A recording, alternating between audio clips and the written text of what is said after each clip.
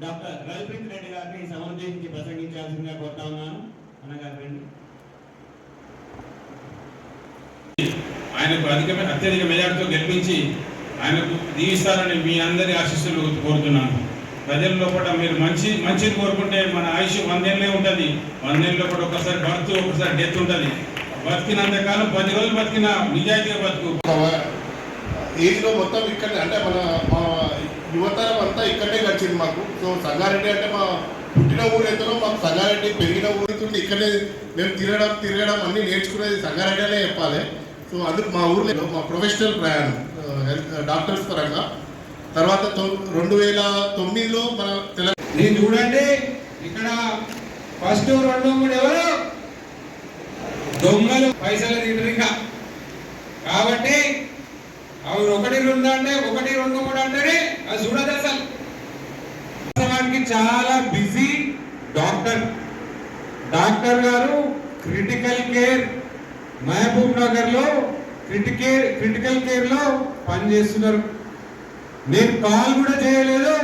నా మిత్రుడు సంగారెడ్డికి వస్తున్నా అని తెలిసి తను మీకు సపోర్ట్గా ఉంటానని చెప్పి మన రఘు సుప్రీత్ రెడ్డి గారు రావడం చాలా ధన్యవాదం and thank you very much Raghu నేను చిన్నప్పటి నుంచి క్లాస్మేట్స్. ఇదే సంగారెడ్డి, ఇదే డాబాలు, అదే శాంతినగర్. ఐడియా ఉంది కదా శాంతినగర్ లో ఉంటుండే అదే ఓల్డ్ బస్ స్టాండ్, అదే న్యూ బస్ స్టాండ్, అదే నట్రాజ్ థియేటర్ ఉన్నది కదా. నట్రాజ్ థియేటర్ వాస్తవానికి మేము సంగారెడ్డి వదిలిపెట్టి 15 సంవత్సరాలు అయింది. 2010లో మా MBBS ఇక్కడ పూర్తి చేసిన తర్వాత నేనేమో అటు పూణేకి పోయినాం. మేమంతా పూణేలో చదువుకున్నాం. వాస్తవానికి మాకు ఒక అవకాశం రాలే సంగారెడ్డి రావడానికి. ఈసారి గ్రాడ్యుయేట్ ఎమ్మెల్సీ ఎలక్షన్స్ పుణ్యాన మళ్ళీ మనం చదువుకున్న ప్లేస్కి వచ్చినాం. మేము ఎప్పుడు కూడా ఇవే డాబాలు, అదే న్యూ బస్ స్టాండ్, అదే ఓల్డ్ బస్ స్టాండ్, అదే MNR మెడికల్ కాలేజ్, దాని పక్కన జోగిపేట నుండి కూడా మిత్రులు వచ్చిర్రు. సంతోషం. అందుకే సంగారెడ్డి అంటేనే ఒక మంచి మన అనుభవం. కాబట్టి ఈరోజు చాలా కష్టపెట్టి మనల్ని ఒక వ్యక్తి ఎవరైతే బీజేపీ నుండి పోటీ చేస్తుందో ఆయనే ఇక్కడైనే అందరు కూడా ఫోన్లు చేసి మాది కాంగ్రెస్ పార్టీ సార్, మా వాళ్ళు రాణిస్తలేరు సార్ అన్నారు. సరే మీరు రాకండి, ఓటు మాత్రం 37 గుద్దండి చెప్పిన 100% అదే చెప్పారు. ఇంకొక పార్టీ అయినా మాది బీజేపీ పార్టీ అన్నాడు. ఆయనే సంగారెడ్డి పాటించారట.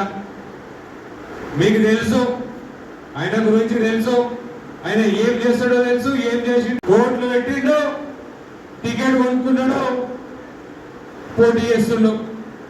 అయితే ఒక నిరుద్యోగ ఇదే డిస్కషన్ లా ఒక నిరుద్యోగుడు అడిగిండు. నిరుద్యోగులు ఫోన్ చేసిండట.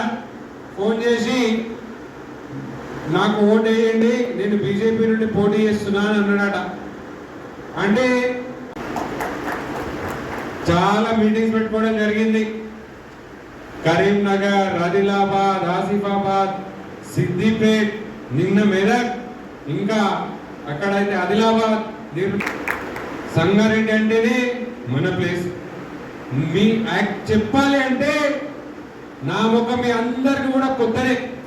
అరే డాక్టర్ సాబ్ ఏదో స్టెథోస్కోప్ వేసుకొని ఇంట్లో కూర్చుంటాడు కదా, ఇయాలేంటి పచ్చకండ వేసుకున్నాడు, తెల్లకండ వేసుకున్నాడు, పోటీ చేస్తున్నాడు అని చెప్తున్నారని చాలా మంది కూడా ఆలోచిస్తున్నారు. ఖచ్చితంగా ఒక సంవత్సరం కింద మీ సంగారెడ్డిలో డాక్టర్లు ఎట్లా బిజీ ఉండేనో నేను కూడా అంతే బిజీ ఉండే. మాకు ఎలక్షన్స్ వచ్చినాయి, డాక్టర్ల యొక్క సమస్యలు చాలా ఉన్నాయి. ఉంటే తెలంగాణ మెడికల్ కౌన్సిల్ ఎలక్షన్స్ పోయి మన సమస్యలు ఏందో తెలుసుకున్నాం. దాని గురించి సొల్యూషన్ ఏం చేస్తే బాగుంటుందని ఆలోచించి ఏదైతే పాత 20 సంవత్సరాల నుంచి ఉన్న మెడికల్ కౌన్సిల్ ని దింపి కొత్త బాడీ ఎలక్ట్ అయినాం. ఎలక్ట్ అయిన తర్వాత కొత్తగా వచ్చిన తర్వాత మన వైద్య రంగాన్ని ప్రక్షాళన చేస్తూ చాలా మార్పులు చేయగలిగినాం. అయితే మెడికల్ కౌన్సిల్ అయిపోయింది. దాని తర్వాత చాలా మంది కూడా మా గ్రూప్ ఇట్లాంటి రఘు కానీ ఇంకా అందరు డాక్టర్స్ కానీ ఇంకా చాలా మంది అడ్వకేట్లు పక్క వేరు తెచ్చుకున్నారు. అంతేనా కదా?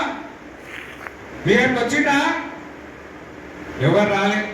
నిన్న మెదక్లో కూడా అదే చెప్పారు. అందరు కరీంనగర్లే జగిత్యాల తిరుగుతారు సార్, మా దగ్గరికి ఎవరు రాలే అన్నారు. నేను వచ్చిన మాట్లాడుతున్నా. మన సంగారెడ్డి, మన మెదక్ డిస్టిక్ పత్రపత్రులందరినీ కూడా చైతన్యవంతం చేస్తున్నా. కాబట్టి మీరందరూ కూడా ఆలోచించండి. చాలా సమస్యలు ఉన్నాయి.